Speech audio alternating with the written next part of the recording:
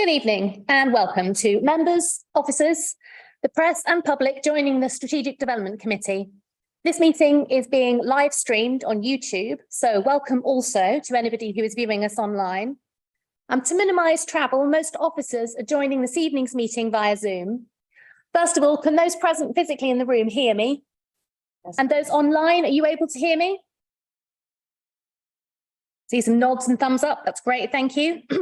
My name's Councillor Rachel Tripp. I'm the chair of the Strategic Development Committee and I'll be chairing this evening. For members in the room, when you're speaking, as ever, can you please speak clearly and loudly so the microphone can pick up what you say? For those joining us by Zoom, please make sure your microphone is muted if you're not speaking. And can I also just point out that we are meeting during Ramadan. So Ramadan Mubarak to those who are marking by fasting. I'm hoping that this meeting will be over by the time of iftar this evening, which I believe is a couple of minutes past 8. If it does look like the meeting is going on until this time, then we'll take a break to allow people to observe iftar and we'll then come back. But I'll update us on how the timing is going and how likely things look as we go along. So I'm now going to ask the committee members and then the officers to introduce themselves. I go around this way. Hello, my name is John Morris. I'm Councillor for Plaistow West and Canning Town East, and I'm a member of this committee. Hi everyone, I'm Councillor Carly Lee Parkway. I'm the Councillor for Plaistow South and I'm also a member of the committee. Councillor Harvinder Scriverdi, Bowling Ward, member of the committee. Madeline Sally Ponting, Councillor for Forest Gate South, member of this committee. Mumtaz Khan, Councillor for Green Street West and a member of this committee. Thank you. Could I now ask officers to introduce themselves? And as ever, if we try to go in the order in which people appear in the agenda, at least to begin with, that would be helpful. I'm Jane Custance. I'm the Director of Planning and Development. I'm James Bolt, Senior Development Manager. I'm Marina Light, Principal Planner in the planning team. Leah McFadden, Principal Planner in the planning team. Ben Hull, Strategic Design Manager in the planning team.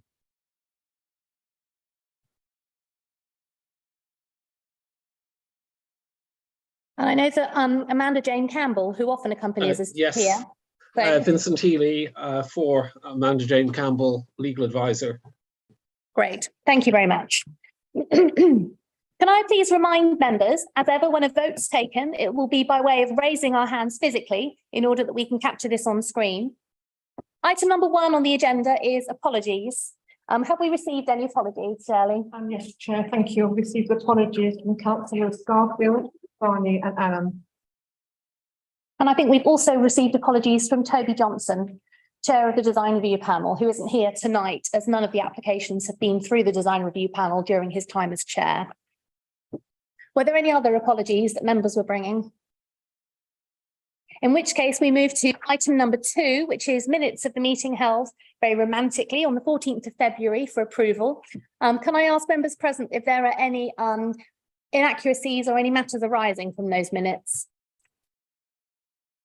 I'm going to take silence as a no, in which case can I suggest that we agree these minutes as a true record? Thank you. Item number 3, declarations of interest. Are there any declarations of interest pertaining to the items tonight? Councillor Lee Parkway. Chair, just for clarity, I just want to ask the legal advisor in actual fact in regards to agenda item 3 on our agenda today.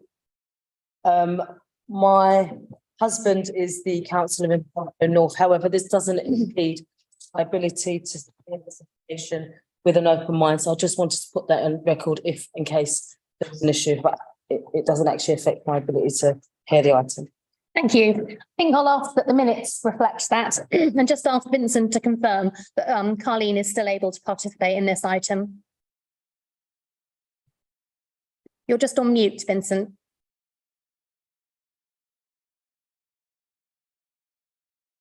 You're still on mute. There you are. Sorry. Yes, sorry, I didn't hear fully what the councillor said in relation to her husband's interest? Her husband is a ward councillor for the ward in which one of the items is. Yeah, it's fine to participate on that basis. Yeah. Great, thank you. It's useful to have that clarified. Councillor Morris. I have a declaration of interest. Item number 3 is declared as part of Plaistow North. It's actually in Plaistow West and Canning Town East, and is within my ward. I would like legal advice because I do not believe this impedes my ability to evaluate the application with a clear and open mind. I'd normally expect you to be able to participate in that item despite being ward councillor, but again, just quick clarification from Vincent before we move on would be helpful. So just being ward councillor doesn't disqualify you in any way from participating. If you've obviously closed your mind to the issue, that would be a different matter, but there's no sense of that. Great, thank you. And Councillor Morris. Declaration of interest. I had delivered leaflets that may be discretionary against item number 8. 8, and I would like to recuse myself. I think that seems sensible, thank you. So I'll let the minutes record that I delivered leaflets pertaining to the airport and will therefore not be participating in the consideration of item 8. We've got several members with us this evening, so even without you, we'll still be more than quorate. Are there any further declarations of interest? Thank you. Item 4, determining planning applications. Members are asked to note the advice from the Head of Legal Services. Is that noted? Noted. Thank you. Item 5, announcements from the Chair. We've received the following requests to address the committee. Could the speakers please identify themselves when I call out your name? Under item 6, which is the land at 2 to 16 High Street and 2 Upper Road, and we have William Board. Present. Thank you. Alex Philpott. Yes, Chair. Thank you very much. And Nick Hawkins. Yes, present. Thank you. We also have Councillor Joy Laguda. Present. Thank you. And under item 7, which is numbers 60 to 62 Barking Road, we have Bilal Khan. Yes, present. Thank you very much. And under item 8, London City Airport, we have Stephen Allen. Thank you. Madam Chair, could I just, on your list for item 6, I registered as well. I think, I'm not sure whether the names got left off. John Escott. Sorry, John Escott. John Escott. COTT. Apologies, Chair. And are you also part of the applicant team? Great. No, that's helpful to clarify now. Thank you. And I think that's all of the people who are registered to speak. The usual practice is to allow up to 5 minutes in total for both supporters and objectors. Is the 5 minutes agreed? Agreed. Thank you.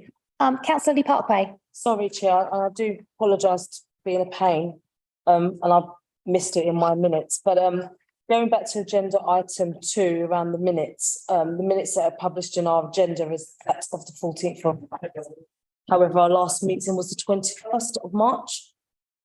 Is that correct?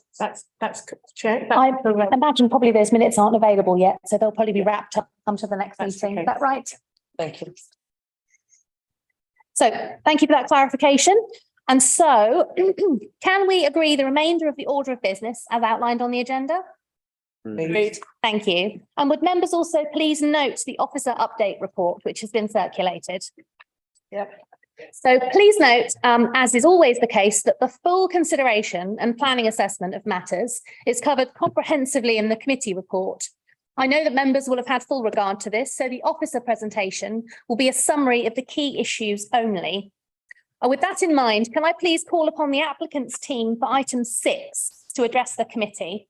I will set a timer on my phone and I will endeavour to warn you when there were only 2 minutes left, although sometimes if I'm listening very hard, I forget to do that.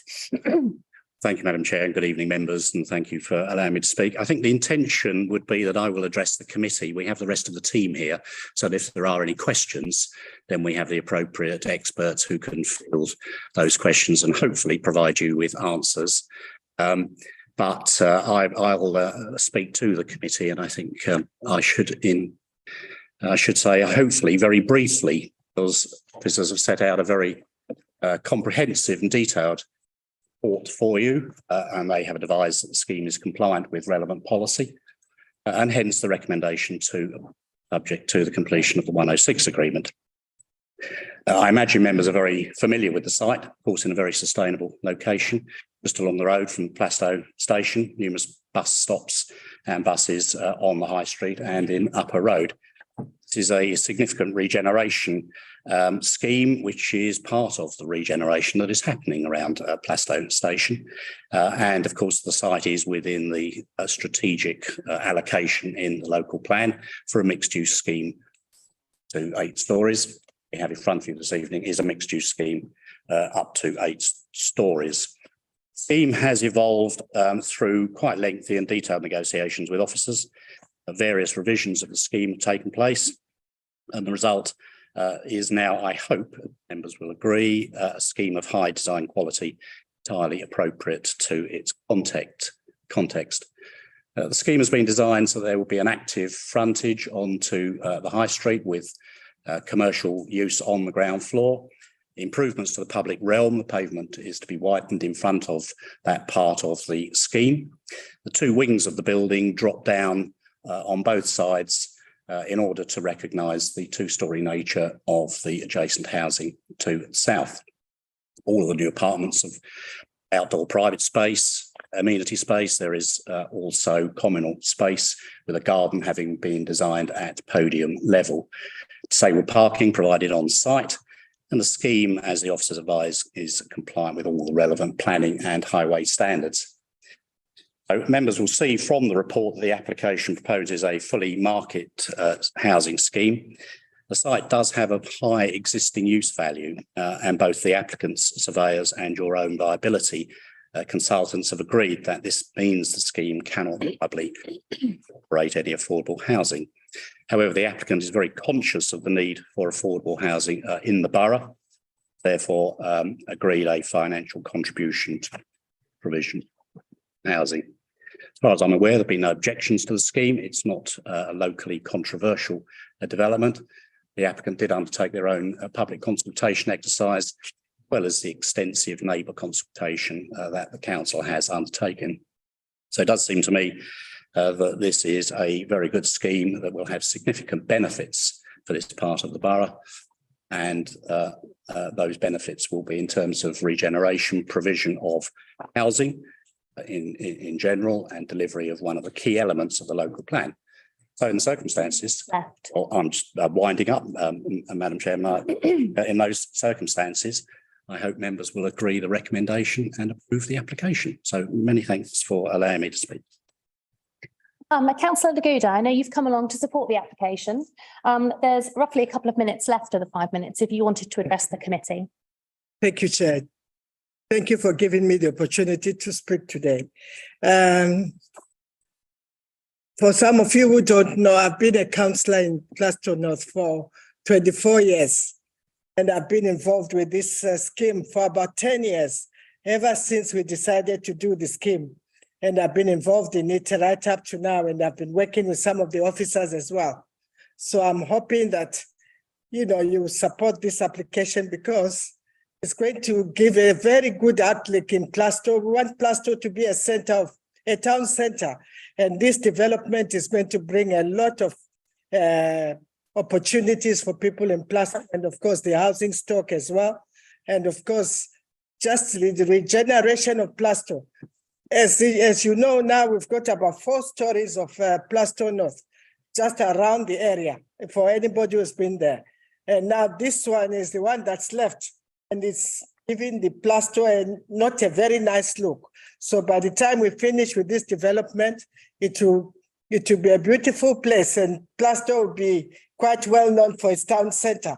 We want it to be a town centre, no matter what anybody says. I want it to be a town center. I've been there 24 years and I want it to be a town center. And the whole of that station area is now developing and we hope to make it better. And we hope that you will support this project. Thank you very much. Thank you very much. Could I now please invite the officer, Marina Lai, to present to the committee? Thank you, Chair.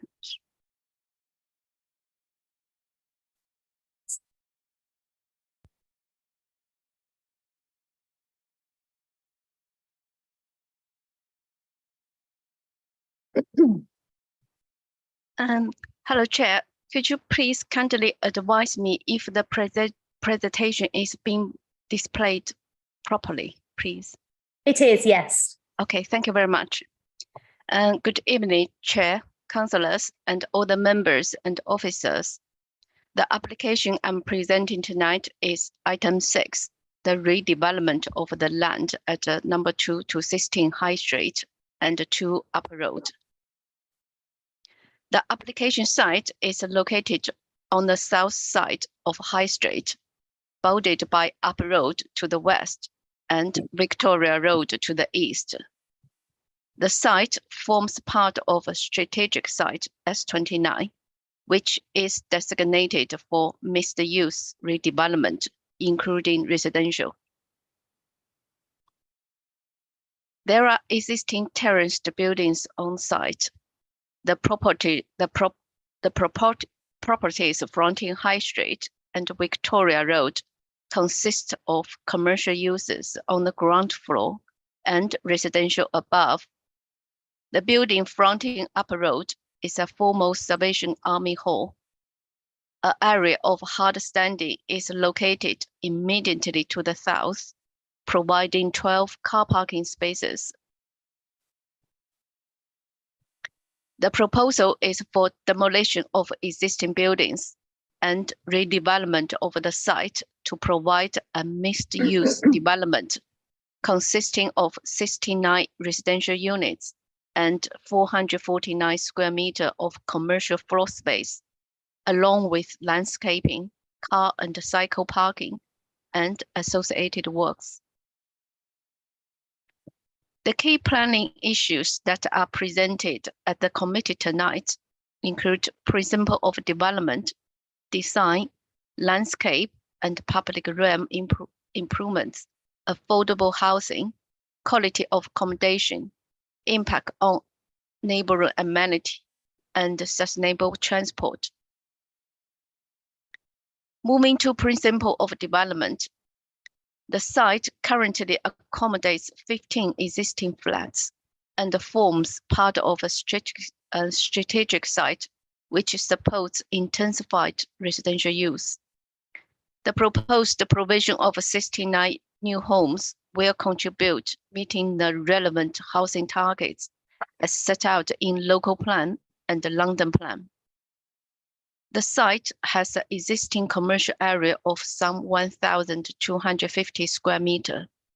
The proposal therefore would result in a net loss of 800 square meters of commercial floor space. The application site is with the S29 strategic site, but it does not form part of a local center that is currently being delivered on larger sites in proximity to Plaistow Station. Given its out of town center location, the resulting net reduction in the overall quantum of commercial floor space at this location is considered to be acceptable. The proposed development is supported in principle. Moving to design, the proposed development is designed in a single U-shaped building up to 8 stories in height. The building form is broken down as a western wing stood at 8 stories.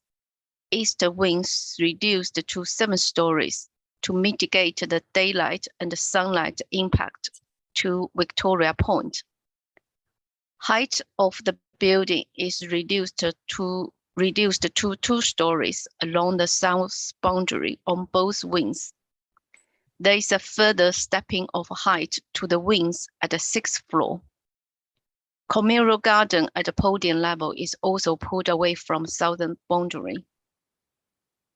In terms of tall buildings, there is a mixture of modern buildings in High Street, ranging from 3 to 9 stories. New residential developments up to 15 stories adjacent to Plowstow Station are currently under construction. Victoria Road is dominated by Victorian Point, an existing 18-story residential block on the corner with High Street. Given this local character, the proposed development at a maximum height of 8 stories is considered to be consistent with its local context. The layout of the proposal plays a key role in setting the character of this developing area. Each block serves 5 units per core and generates a good level of homes with dual aspects. By allocating the residential entrances on Upper Road and Victoria Road, it increases active and continuous shop frontage on High Street. The proposed development has a setback from its existing building line, widening the existing pavement. Officers welcome the design approach. Brickwork is proposed as a primary cladding material. A material strategy has been submitted, setting out the use of 2 main types of bricks to improve the appearance of the development. Facade elements are proposed to focus on window treatments and balconies that play a strong visual role in the balance of the elevations. The Council's strategic design manager is supportive of the proposal.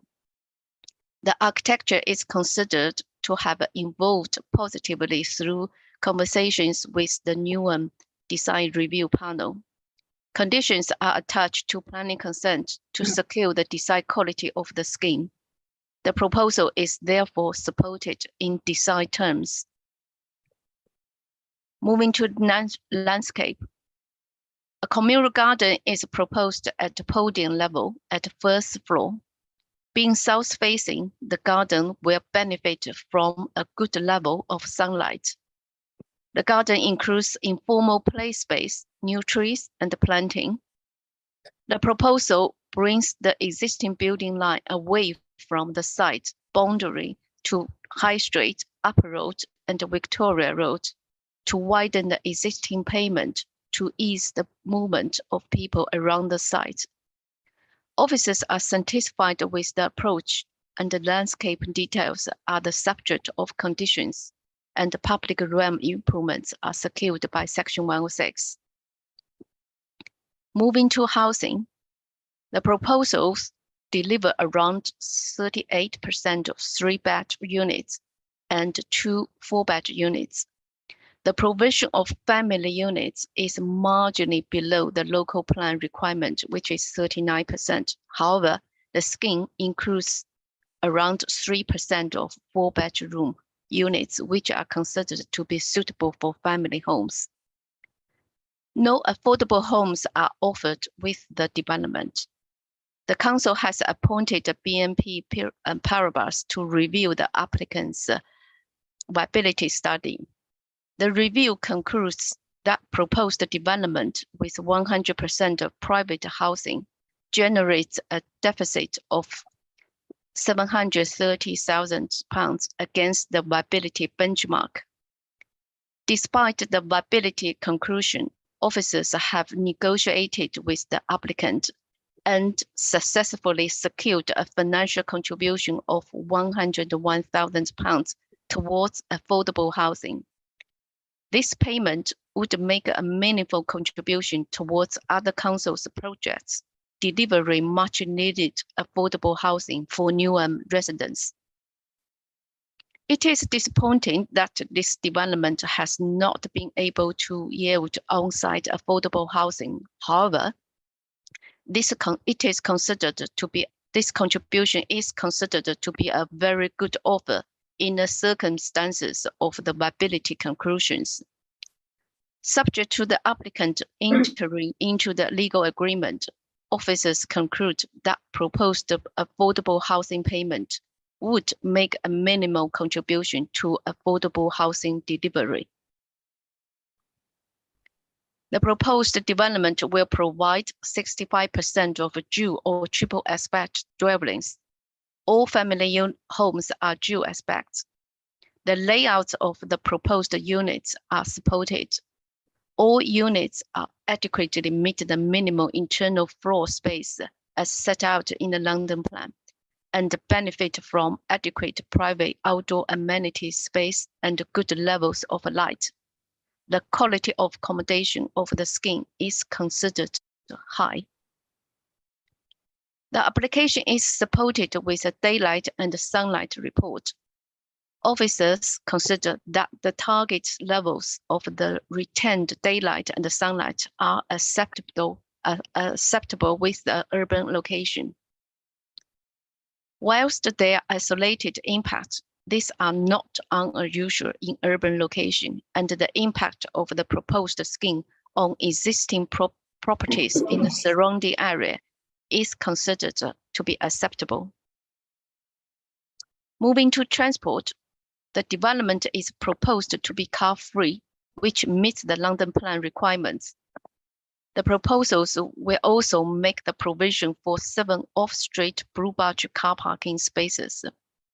Officers consider the provision of the Blue Badge car parking on site to be adequate. The details are secured by conditions. Secured cycle stores on the ground floor will provide cycle parking for residents. Overall, the development will provide 128 cycle parking spaces for residents, which is above the minimum London plan cycle parking standards. The visitor cycle parking will be also provided on the High Street, Victoria Road. The details are secured by conditions. In summarizing the matters considered, officers conclude that through the imposition of appropriate planning conditions and obligations, the proposals are considered to comply with relevant transport policies. The applicant has agreed to enter a Section 106 agreement with the council. This slide summarizes the head of the terms agreed by the applicant. A total of 465 neighboring properties were consulted on the proposal. One objection was received from adjoining occupiers. The objections was related loss of commercial floor space, overall overdevelopment, financial viability, overshadowing, loss of light and overlooking, impact on payment during the construction period and insufficient parking, and antisocial behaviors. These comments are noted and addressed in the sections of the report. The Strategic Development Committee is asked to resolve to agree the reasons for approval as set out in the committee report and delegate authority to the Director of Planning and Development to grant planning permission subject to the completion of a legal agreement under Section 106 of the Town and Country Planning Act 1990, based on the head of the terms identified at Appendix 2 and the conditions listed in Appendix 1 of the committee report. Thank you. Thank you very much. Could I ask committee members, please, whether you have any questions, either for officers or the applicant? I'll see Councillor Morris and then Councillor Sally-Pontin. I see lots of people. I have some as well, but I will take members first. John. So a few things to note. One, in the report, it says the BREEAM rating is very good. And another thing, in the design review panel, it mentions on page 42, emerging Plaistow Town Centre. Someone that was born in Newham General Hospital and spent basically my entire life in Plaistow, that is somewhat heartwarming.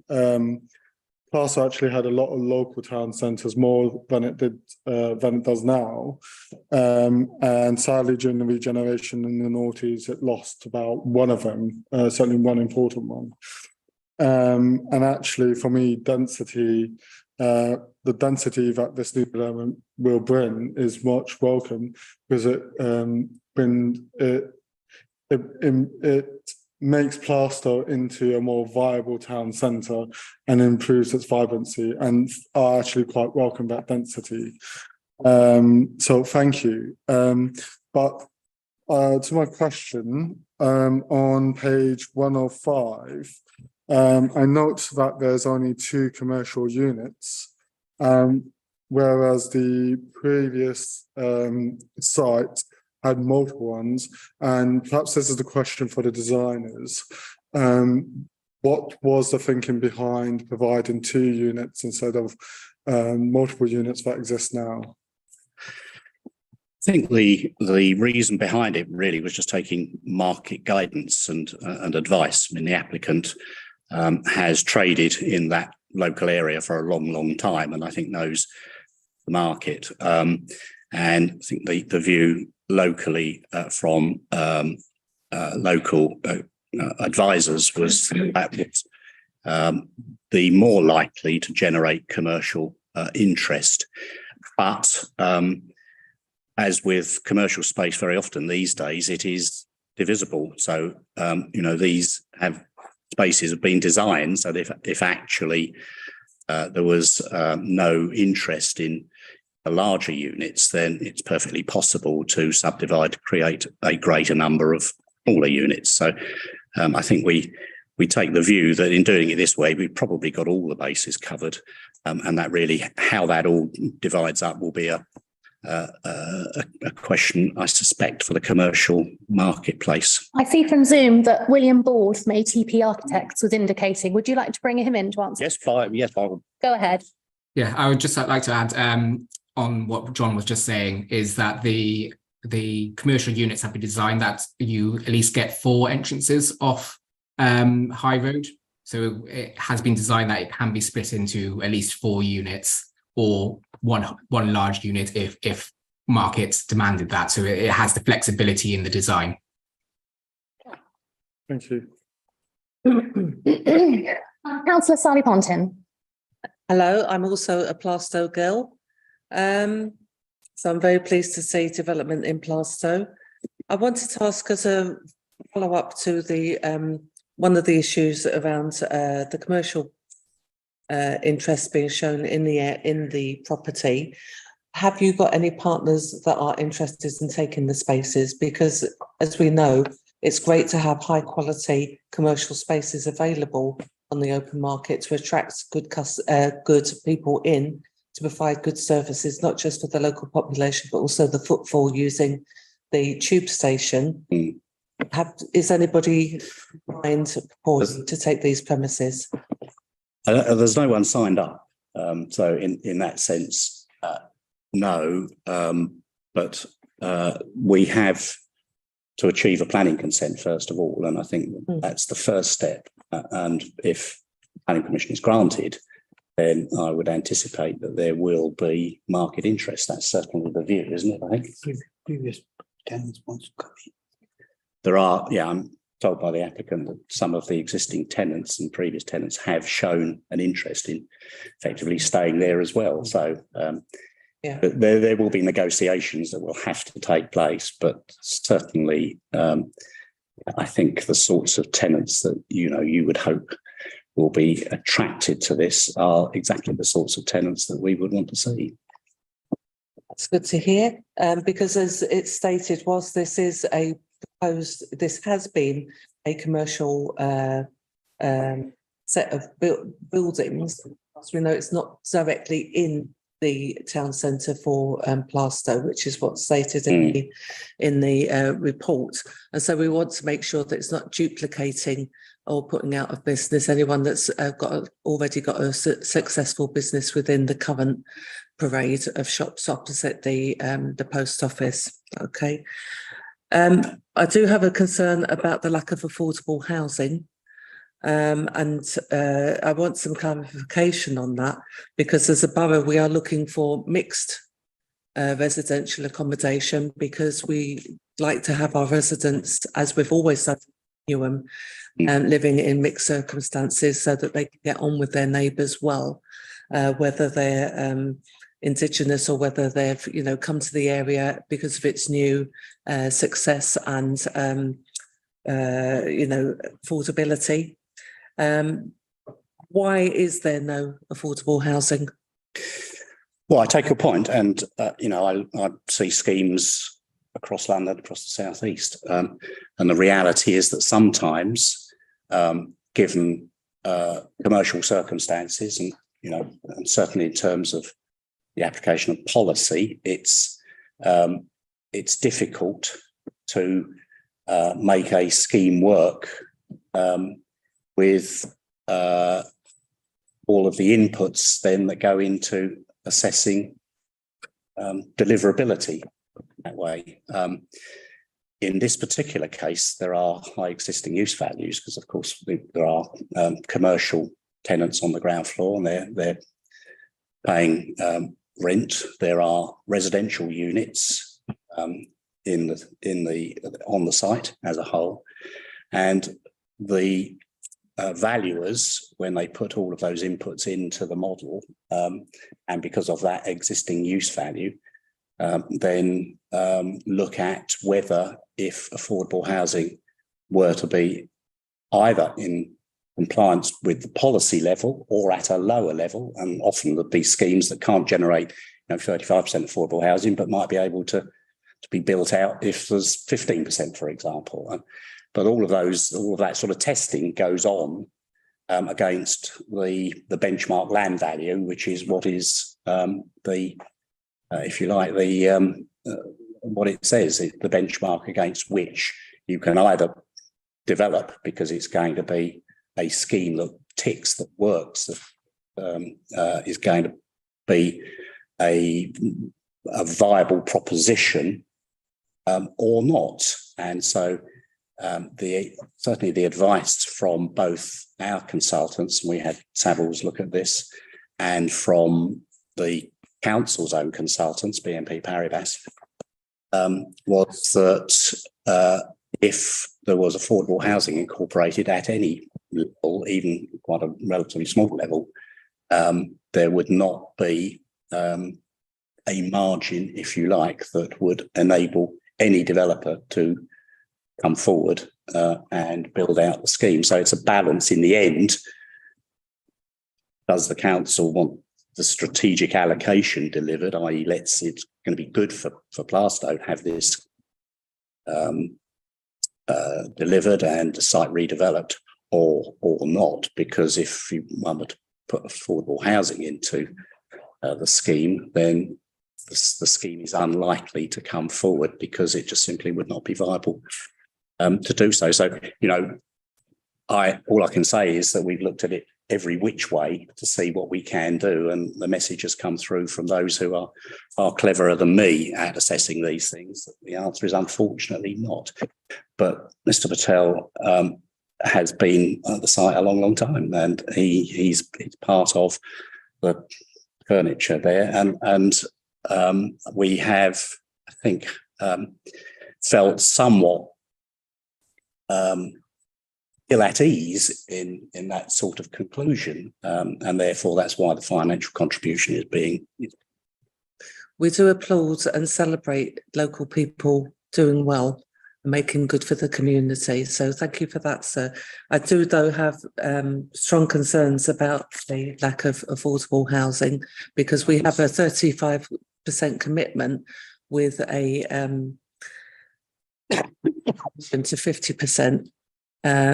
But what does concern me, and although I do totally understand and are familiar with the Byzantine calculations that are done on this type of site to ensure that there is appropriate remuneration, I can't say that word properly, for the landowner, is that we of course have to keep in mind the overall needs of the residents within the borough and those people coming in. We're very glad to see that there's going to be 69 new homes, and as it's been said by our colleagues in the planning team, that is fantastic. That really helps Newham towards meeting the targets for new homes. But as I said, I have deep concerns about the lack of affordable housing in the mixed development. Can you or somebody in the planning team explain how a £730,000 estimation the cost of what affordable housing would be in a development that size gets translated into a contribution from the vendor, of the landowner of 100k? Councillor, thank you. I'm happy to take that question. It's not a commensurate value of affordable housing. It is a without prejudice. We acknowledge the scheme cannot deliver any affordable housing. However, we appreciate that that's not palatable or a tenable position to present to members. Therefore, even though the scheme cannot afford any contributions at all, the applicant has still made an offer of 101k. That's in addition to the other Section 106 obligations and other contributions too. So it's certainly not proportionate or commensurate with 35 to 50% affordable housing. I agree with you on that. I've got a second question, if I may. This is more kind of Lego based, as it were, and maybe it's William that might be able to answer this for us. I notice on the plan that with the Eastern commercial unit on the ground floor, we have a particular point on the pavement which is significantly narrower than the rest of the scheme. It's the public realm width. I'm concerned about that pavement being already very narrow. I know you've said that you're expanding that, and thank you for that. That is generous of you to do that. But as we're expecting,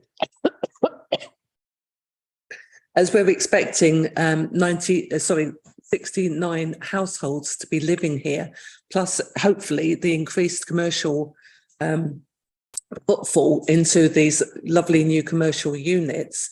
Is there any way in which that choke point on the pavement can actually be reduced, and somehow that Eastern commercial unit have that pointed aspect of its round plan into the pavement area be flattened off and slightly increased?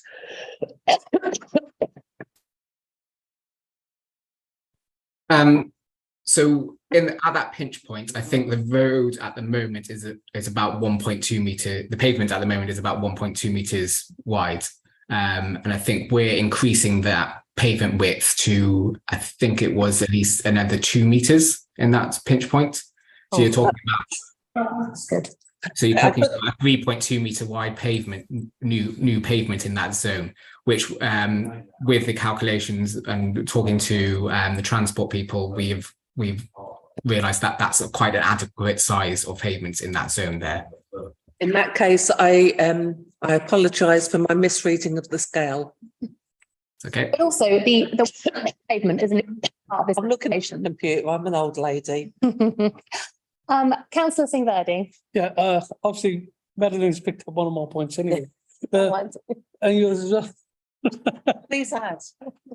My question is obviously the use of the community gardens as they are, and it's a subject which I know my colleague normally picks up on. I'm sorry to take it away. Yeah, I know. Is this going to be Next question is gone. garden that's going to make sure that children of all needs? This question, and I hope it is, and how we can try to reuse any of the overflow or rain, if that can be made into some kind of feature or something. That's one question. The second question is the disabled wheelchair usage, because that's something which is coming out now. Not your question again, is it? that's coming on board more and more now, because obviously those kind of residents do want to be able to go out and about, and I don't see that in there. All right, that's 2 questions. One more question. From the design review panel on page 43, it talks about the fabric of the building. And if we look at what it's saying, it doesn't give it the ability for it to have the high quality that's required of an 8-floor building. It lacks the expected significance of the building. And see, that is something that's been picked up. Also, the corners of the building will be prominent from both directions along Plaster Road.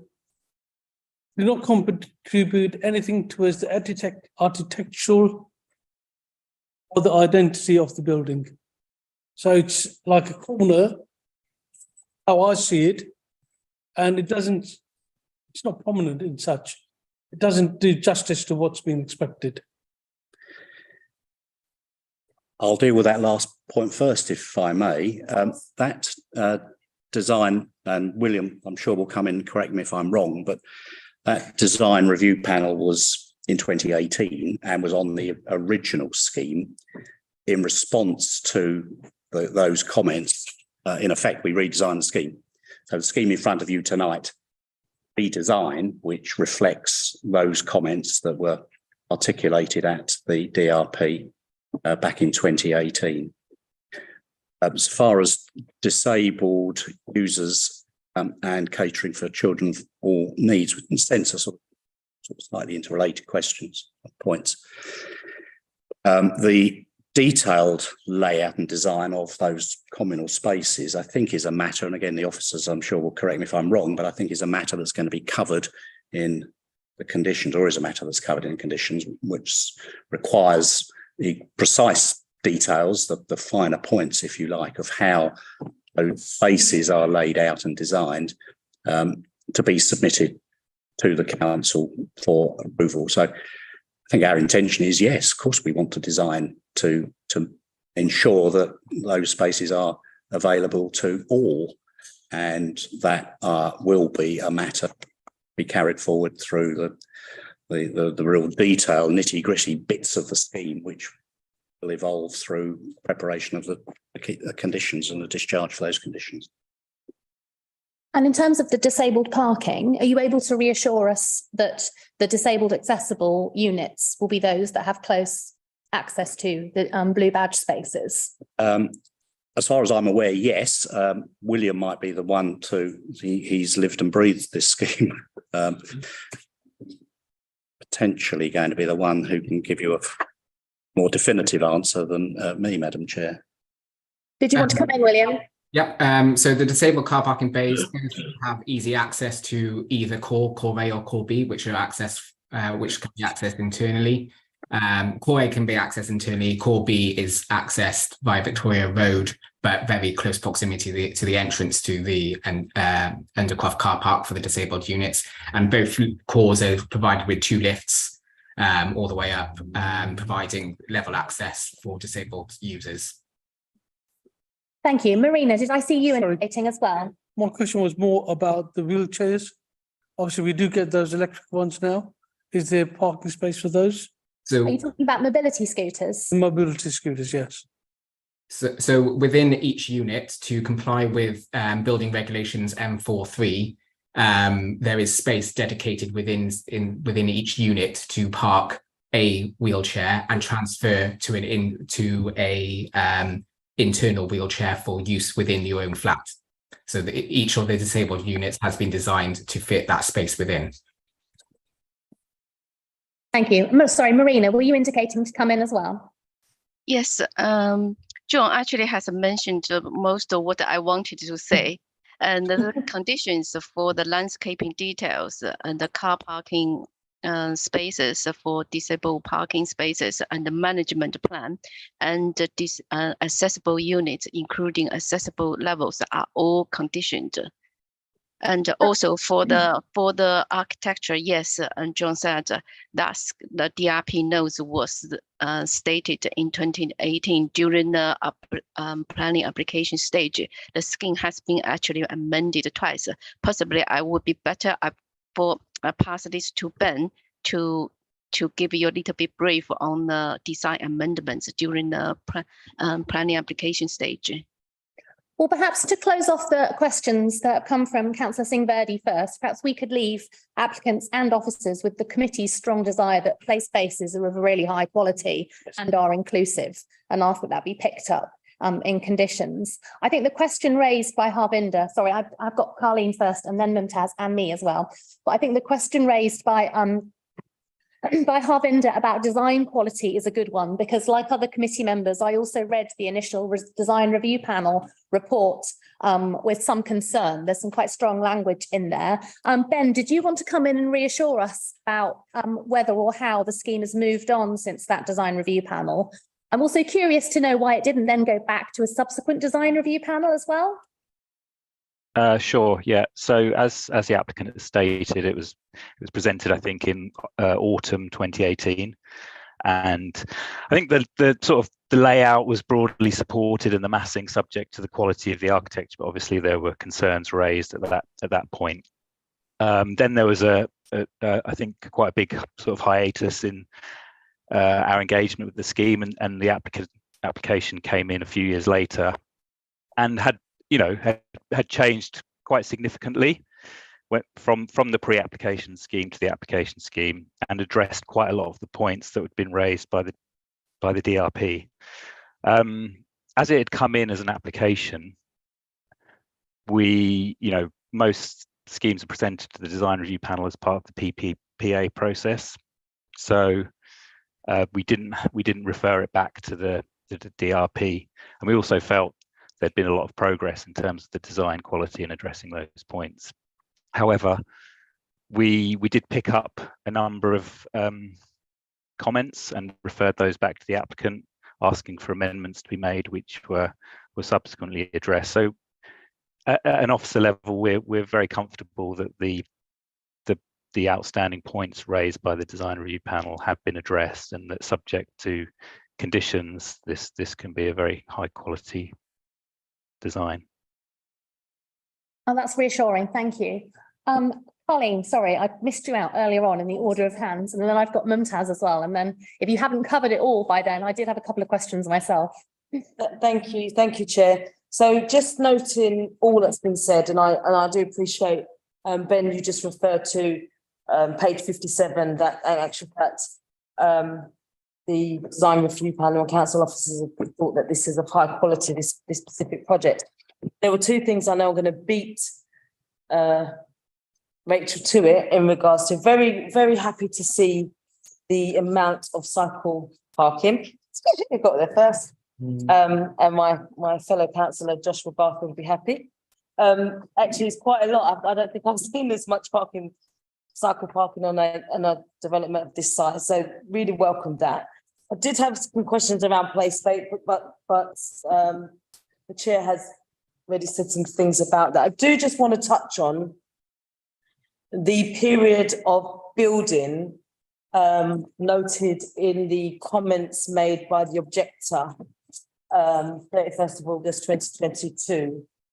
And one of the concerns was the loss of pavement space on a busy junction for a long period. And I just wanted to ask the applicants how that would be managed, because actually that site is very close to a school, and the need for children to be able to cross safely within that space over a long period of time is really important. That, you know, if life goes on as normal, we buildings. Absolutely, yeah. So I just wanted to ask a question around that.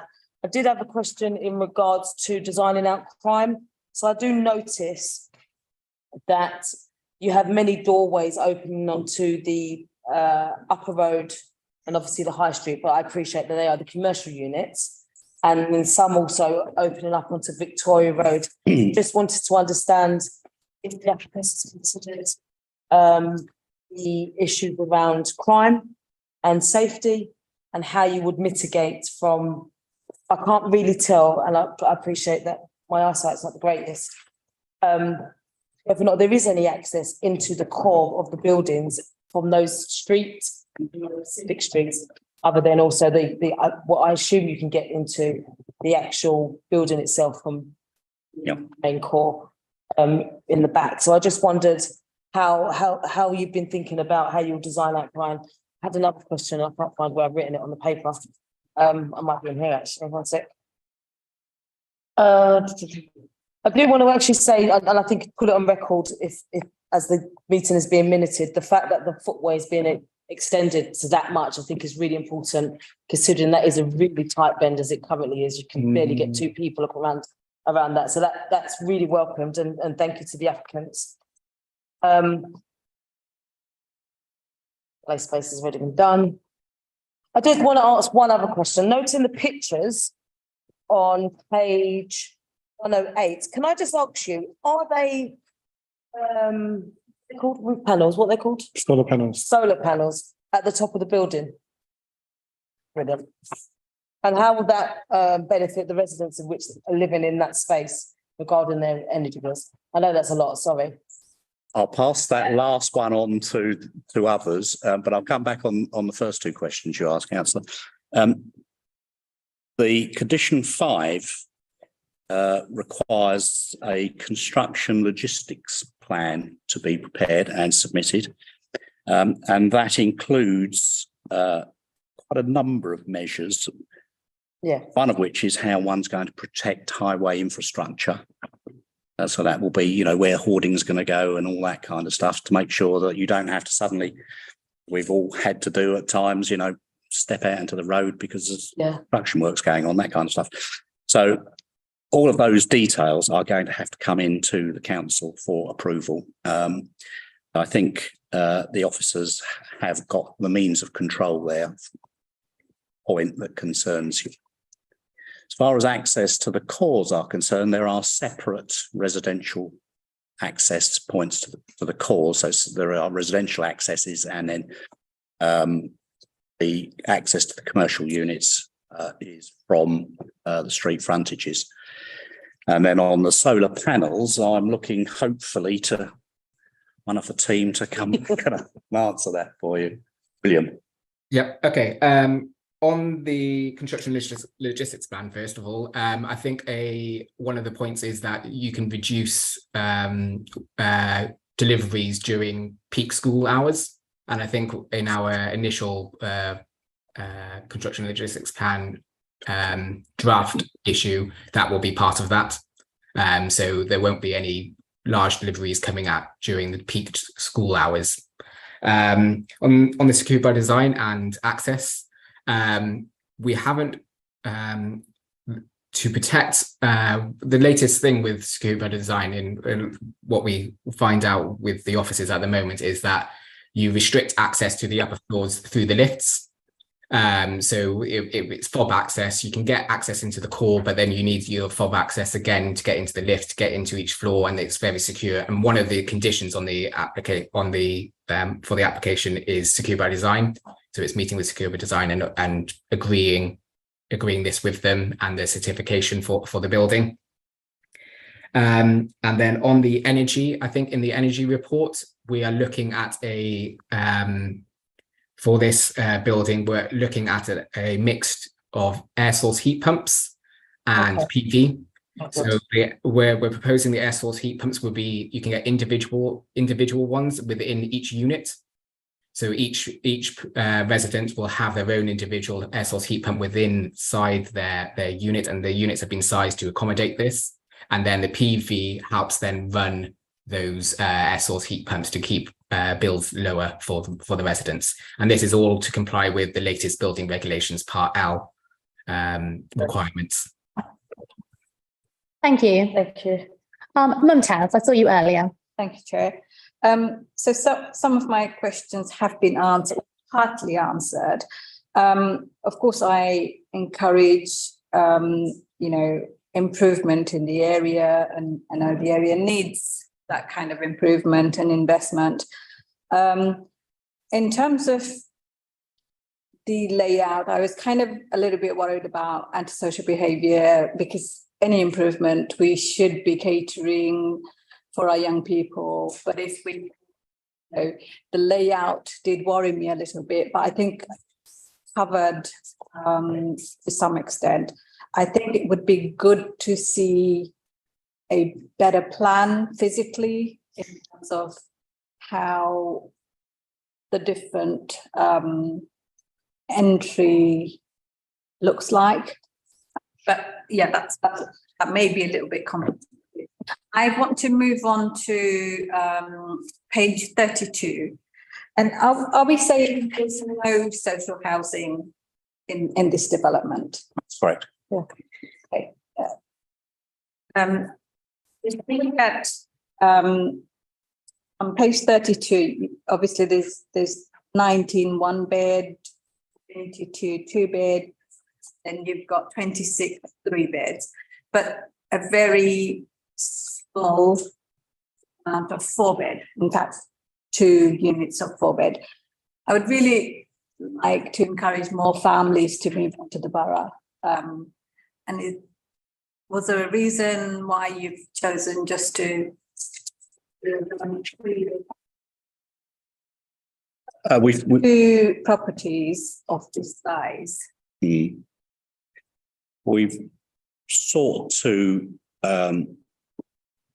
comply with what the council's requirements are in terms of the mix of units. So 3-bedroom units, 4-bedroom units are family units, and so there are 28 of those in total, albeit there are only 2 4-bedroom units, but there are 26 3-bedders in there. So I think officers were content that there was a good mix across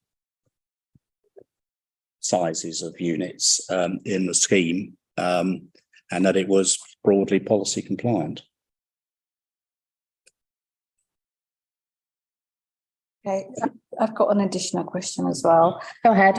Commercial units, you said the existing clients showing an interest to stay.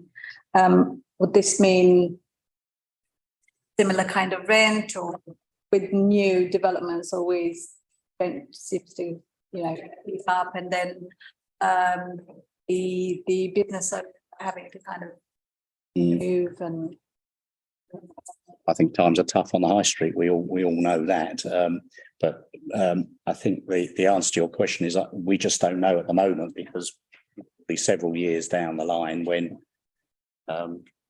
the scheme is underway and commercial units will become something that people can see happening, and at that point commercial negotiations will kick in, I think. Clearly, whatever can be done, Mr. Patel, I think, has already been speaking to a number of those tenants, and whatever commercial, within the bounds of sort of commercial reality, whatever can be done for them will be done for them.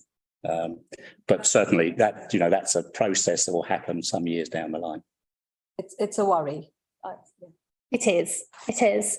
I have a kind of specific question, which I'll start with. This issue has come up before. We've got 2 different numbers about the numbers of children expected in this development. There's 2, there's one on page 52 and one on page 68. And the difference is quite stark. Both of them are about children over the age of 4. One of them is 8 and one of them is 27. And I just wondered if officers could help us at all in terms of understanding.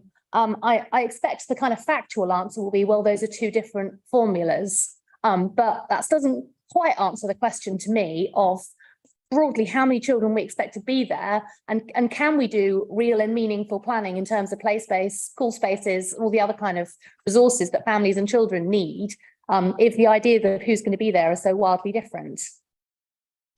Yeah, sure, Councillor. Yes, so this is, as you said, these are based on 2 formulas. One is based on GLA calculation. The other is based on council's education units. Unfortunately, I'm not able to hold the education officer today, but I'm happy to provide a written response to how the education calculation is done, and then send it over to you after the committee, if that's okay. I think that would be really helpful. I think probably my question is one that transcends this individual application, which is really just about planning generally. So perhaps we could take that down as an action point. If we could get a written answer on this and perhaps a bit more information from the colleagues behind those calculations, and perhaps that could come back to a development control members forum when the information's available. Yeah, sure. That would be great. Thank you.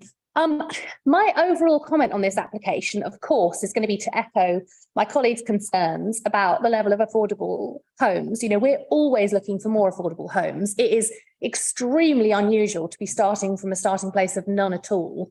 And so I guess my point of view then is, when having seen and having stopped and kind of wiped my brow at the no affordable homes at all, like not even 5% or, you know, just nothing, I then take rather a keener eye at the rest of the application, thinking, well, okay, if it's not delivering affordable homes, which it is impossible to overstate how important affordable homes are for people in Newham.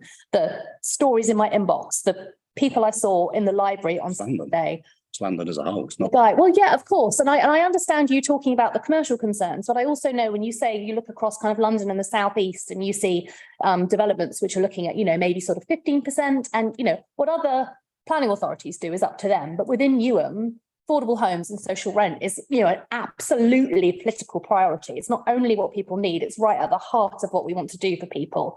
You know, I saw a guy on Saturday who was begging me really to come in and see the flat he was living in, because he was sure if I could just see the conditions he was in, then I would be able to do something to help him. You know, things are really grim out there. So I guess I then started to look at it and I thought, well, this building must then be delivering something else really extraordinary if it's not giving us those affordable homes. And I was thinking, oh, perhaps there's a community space in there. And I was like, well, no, there's not that. And I was like, oh, perhaps it's doing something really interesting in terms of design. And I note the reassurance from Ben, that is very helpful. But then when I look at the pictures, I'm like, well, not really doing that either.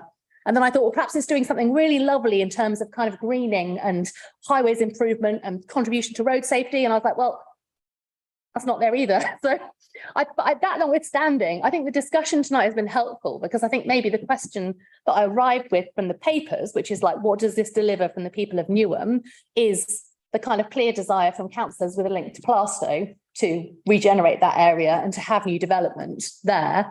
But I guess I just need to say, like, zero affordable homes. I mean, it is incredibly shocking. My first comment is it's delivering you one of your strategic allocations, a key part of your local plan. That's what it's doing. If, you know, asked in a sort of planning policy sense, all members will have their own views as to the merits of the scheme in terms of the design and how the flats are arranged and all that kind of stuff. I suppose the bottom line for me is that I worry that if developments are largely private accommodation, then actually what we're really doing is offering new homes to people from outside Newham. And so the actual benefits to the people of Newham, that may well be the kind of the effect of the regeneration along that road and the commercial units and all those things. But, you know, that has to be balanced against the fact that we're really providing homes for people who don't live in Newham at the moment. And with house prices as they are, that probably means there will be really quite well-off families from outside of Newham, and good for those people. Those people need homes too, but those people obviously aren't our residents and they're not our political priority. I don't know the answer to your question, because I suppose if you and I had a conversation in 10 years' time, we might know the answer to that. Maybe and, so. I'll diarise that I'll email in 10 years' time. I did have another question for officers though, which is that I know our policy SP4 in terms of tall buildings requires quite a lot from buildings that are tall.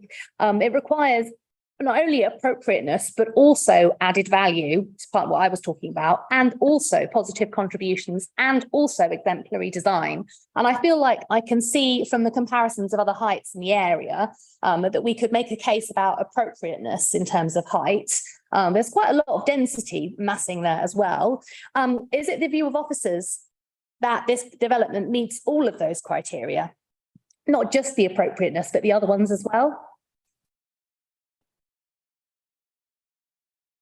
Yes, and the site forms part of the S29, which is supposed the height of between 6 to 8 stories.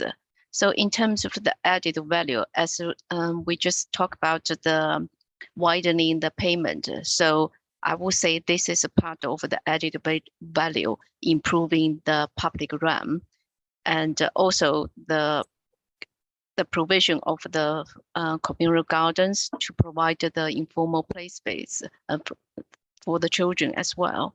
So yes, in the planning assessment, I would consider that it meets the requirement for the added value for the tall buildings at this location. That is helpful, thank you. And obviously we're weighing up the evidence. I suppose as I was going through the papers, I felt widened pavements is clearly and obviously a good thing, but it's not in and of itself a kind of transformational change to the public realm. And I suppose, I also felt when it came to it that I welcomed and recognised the work that had gone in to get the £100,000 contribution towards affordable homes, whilst also thinking that that is really a drop in the ocean in terms of the level of need out there. All that notwithstanding, I am keen to try to wrap this item up. I could see some other hands though. Were there some concluding remarks or questions that members want to make? One short question, and then I want to support your remarks. My one question is about the play space for the 9+ children, for the children whose age is 9+. Where is it that they're going to be playing? I'll ask William, if I may, to explain the play space strategy, or unless there's officers are coming in on it. But I'm talking about point 165.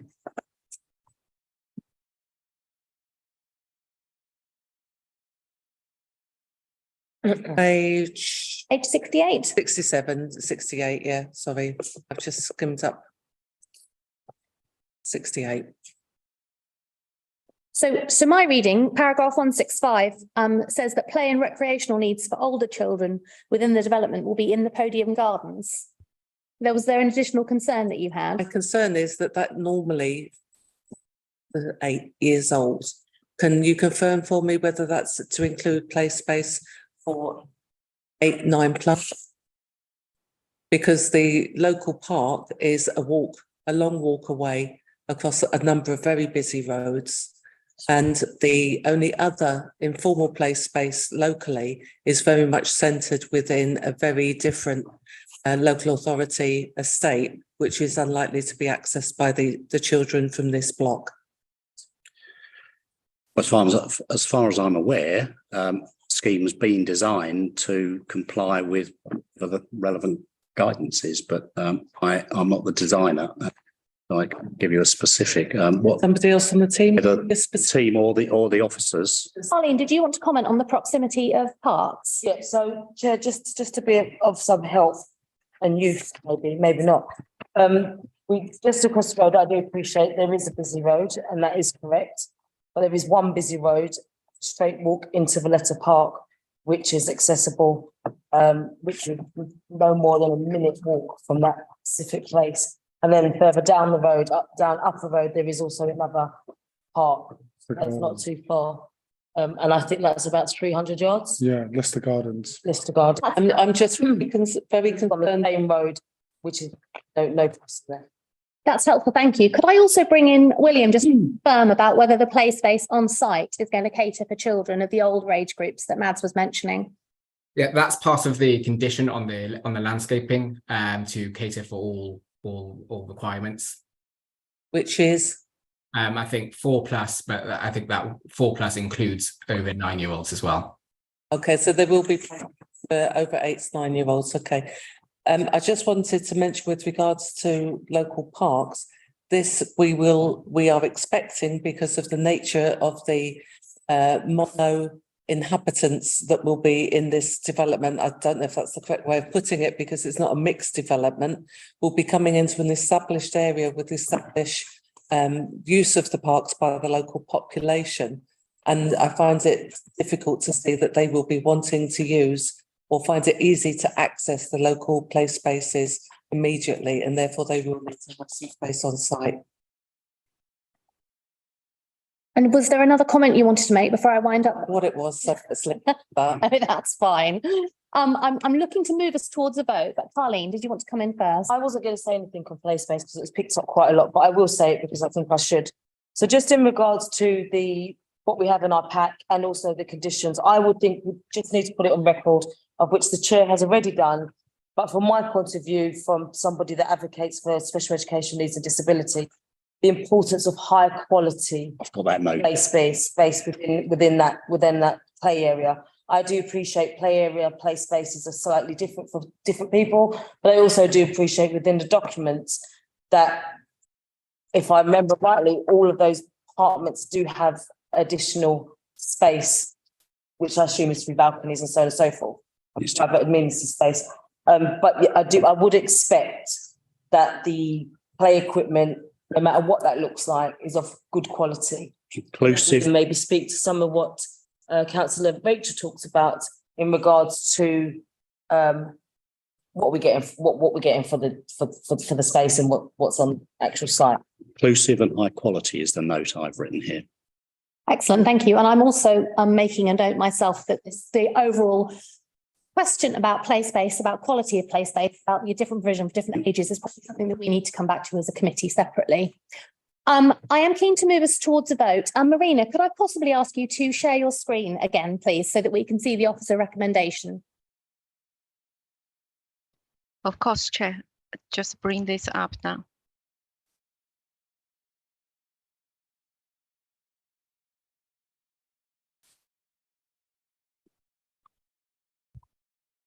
Thank you.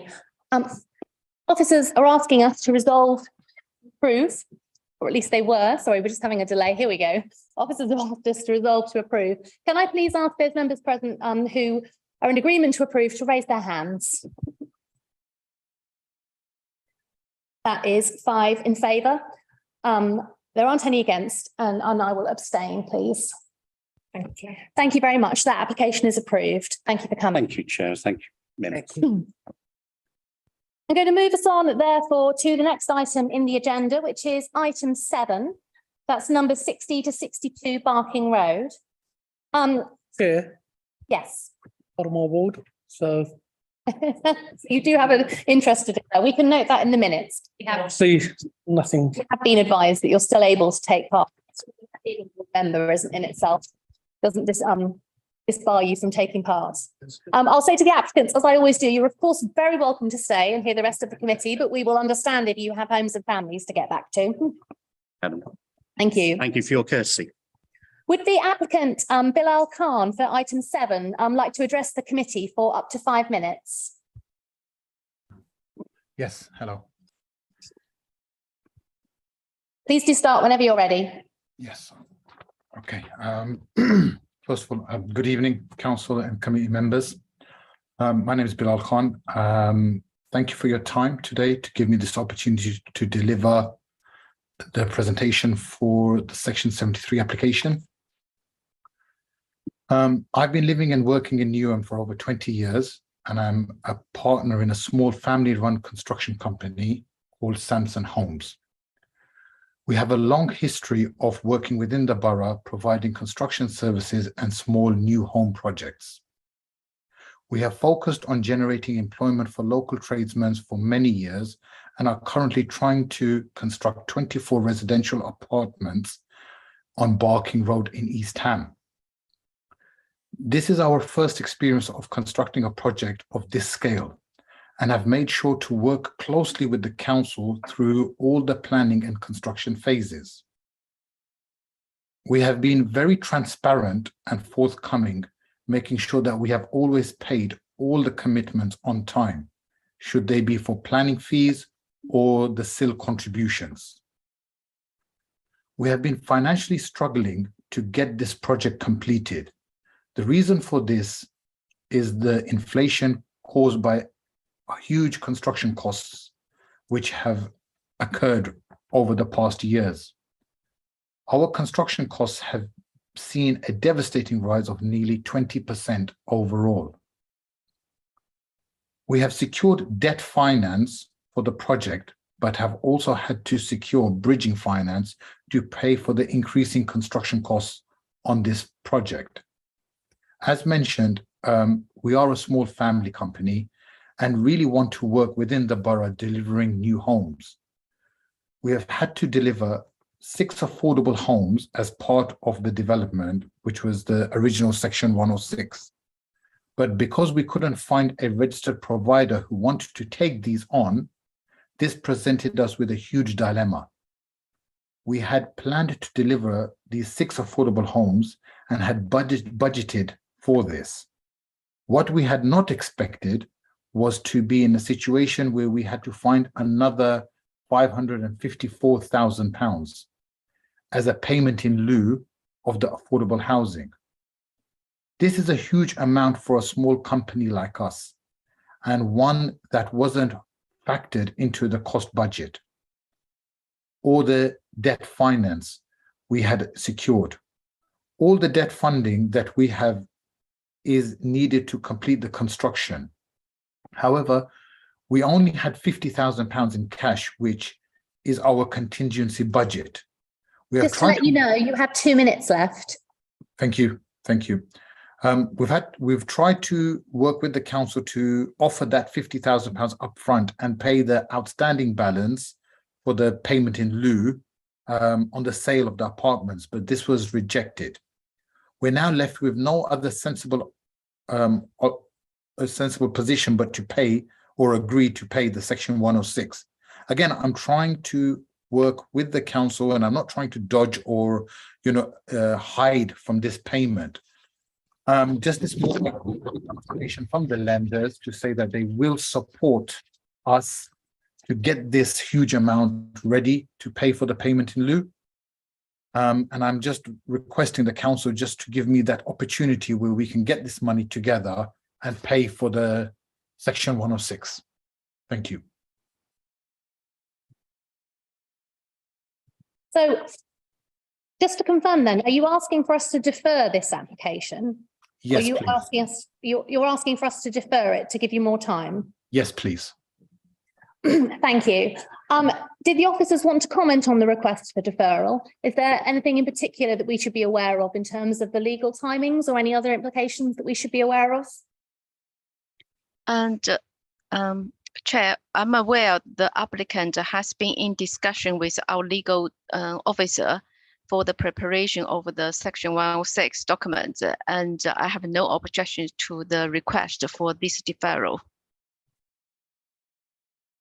Thank you. Were there any other officers who wanted to draw anything else to the committee's attention before we discuss and then vote on the request for deferral? No, I don't think so. Did any committee members have any comments or questions? Not to discuss at this time. I think we have some matters to discuss. Yeah. More. I mean, the point, I hear what the applicant says. The point that jumped out from me from the papers was on page 117, where we make the point about it not being, it must not be financially advantageous to seek payment in lieu. Like, we have to have processes that uphold our commitment to affordable homes. Was there anything else that any members wanted to raise, or if not, I suggest we move to a vote on deferral. Can I please ask those members who are in favour of deferring this application as requested by the applicant to raise their hands? That is unanimous. Thank you very much. Thank you, Mr. Khan, for coming along.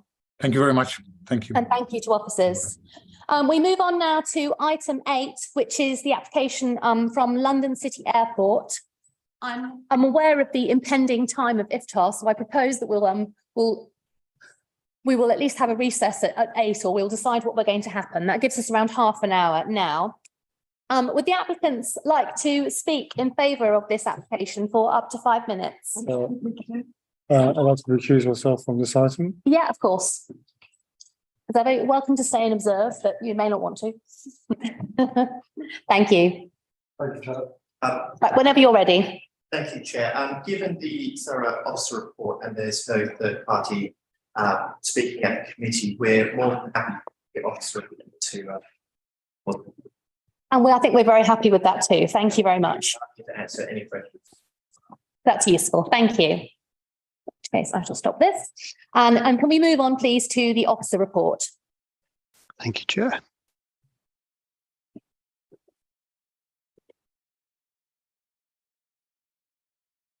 Appreciate if someone could just confirm you can all see that. We certainly can. Thank you. Okay, thank you. This item is the application at London City Airport, obviously located in the southern end of the borough. The application seeks temporary permission to retain some permitted development facilities for a period of up to 10 years.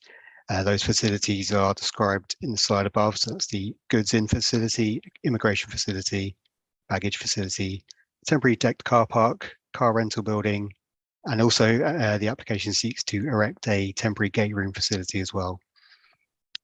These structures are there to allow the airport to carry out its functions during the construction of the already approved expansion plan. And as mentioned, only one of these is not yet built. So at this point, I'd just like to clarify, members are no doubt aware that there is another application at the airport which has been lodged. This is a much larger application to make some changes to conditions associated with the CADP permission. That's currently under consultation. It's subject to a much larger consultation process, but it's very important to note that these applications are distinct and separate. They should be assessed on their own merits. So just to be clear, the granting or refusal of this permission will not change the decision of the other application. So the key issues on this application are the principle of development, the impact on employment, design of the buildings, impact on residential amenity, impact on transport, and flood risk management. So in terms of principle of development, officers have had regard to the permitted development order, which does allow for temporary structures to be allowed on sites in order to allow operations to continue while construction works are ongoing. So this permitted development use class is a material consideration for all parts of this assessment. So we've had a view of the application, and we consider that the structures do fall within that definition. They provide uses and operations which exist currently at the airport. They are there to allow the airport to continue to provide those functions while the construction works carry on. And we've also had due regard to the temporary period proposed by the applicant. So that is 10 years or 12 months after the relevant part of construction is completed, whichever is sooner. We consider that period to be appropriate. There are no new uses and there's no intensification of use that will result from these structures. So in conclusion, we support the principle of development. In terms of employment, the proposal will not impact the employment benefits secured in the parent permission. There'll be no negative impacts on employment. This does allow, as mentioned, the airport to continue to serve its function, to allow its staff to continue to work there during construction. It's worth bearing in mind as well that under permitted development, they would not be required to demonstrate any employment impacts. So it's important to recognise that this is to serve an existing use rather than its own new function, if you like. So we support this. In terms of designs, the structures are finished in functional materials like metal cladding, largely to match a lot of the existing buildings on the airport at the moment. Most of the structures are located on the air side, i.e. on the runway side of the building. We consider the materials used for a temporary set of buildings is appropriate, and we do support the design of the structures. We have some photos of the structures as built on site. So this is the goods in facility. Got the immigration and baggage facilities. You've got the car park and car rental building. And you'll see that the gate room facility is the only one that hasn't been constructed. So we have a plan drawing there. So for context, this is the location of all of those buildings. I think I would draw your attention just to the blue square on the right is the car park, and the small purple square in the middle is the car rental facility. Those are the only structures that would be located in a public area of the site. The remaining structures are either airside or located in non-public areas. So the kind of pink color one in the middle at the top, that is the temporary gate room facility, the one that hasn't been built yet. And you'll note the dark line beneath it is the noise barrier. So it would not be very visible from any public viewpoints. On that basis, we consider the design impacts of these buildings are acceptable.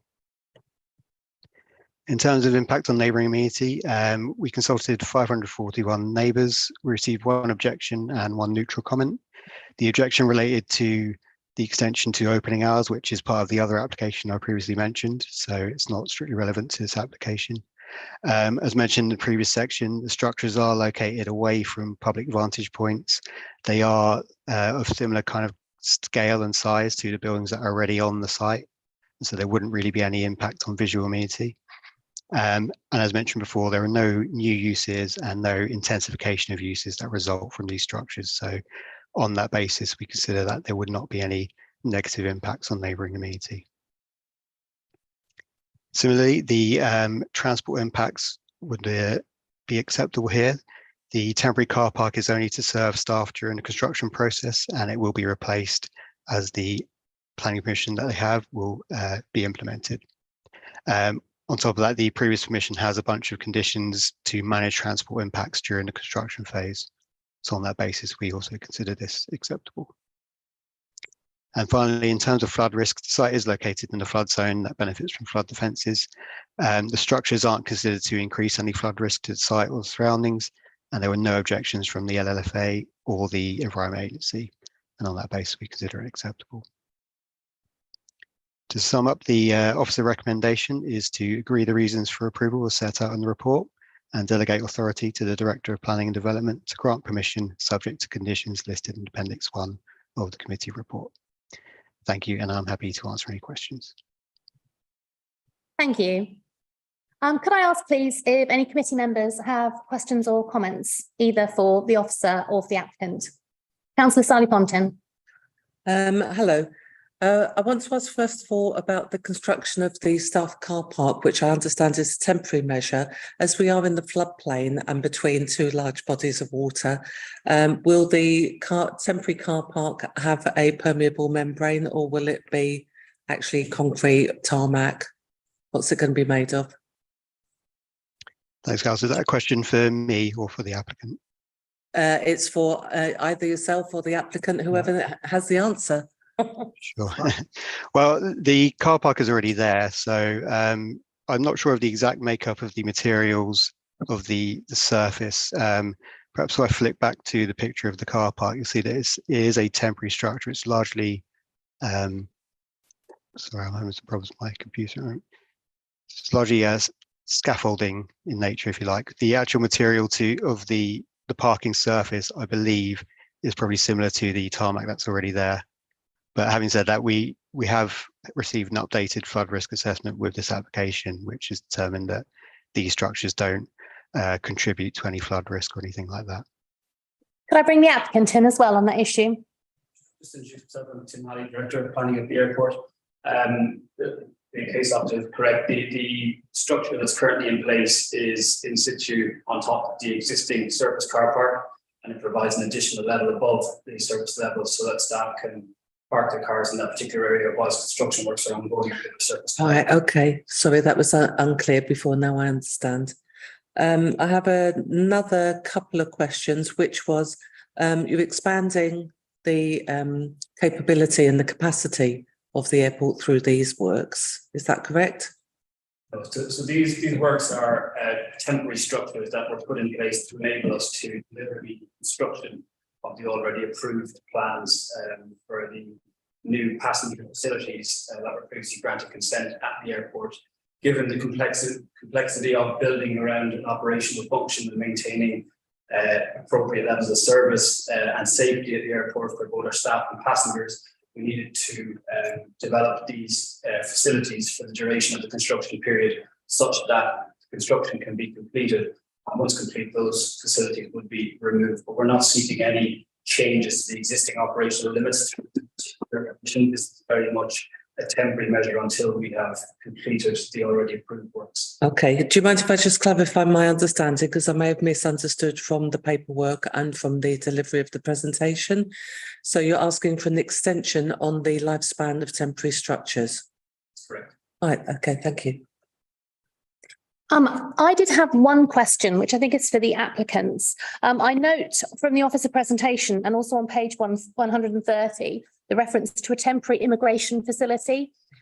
These are the kind of terms that make councillors feel quite nervous. We had a quite controversial potential development going on elsewhere in the borough. I did just want to confirm for the minutes and for clarity that the proposed temporary immigration facility would be just administrative and not the kind of structure where anybody would be, for example, detained. It's a facility for processing incoming passengers.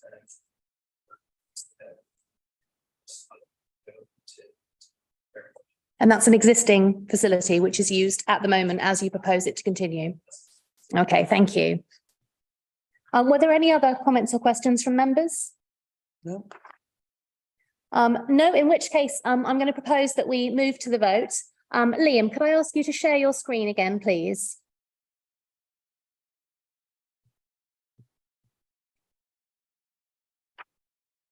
We're not seeing your screen yet, Liam. Are you able to share it with us? Sorry, just doing it now. No, that's okay. There is often a lag. Here we go. If you could bring up the officer recommendation. Yeah, 1 second. Here we go. Thank you. We're asked to resolve to agree the reasons for approval. Can I please ask those members in favour to raise their hands? That is unanimous. Thank you. Thank you very much to the applicant team for coming and for your patience with us through the meeting. And thank you to members. The only other item on the agenda, I think, is the date of the next meeting, which is the 16th of May. On a related note, we are in the process of trying to organise a separate date for a special meeting for the other application for the airport, which has been mentioned, which, as explained, is separate from this application. So information about when and where that will be sent to members as soon as we have it. So thank you very much.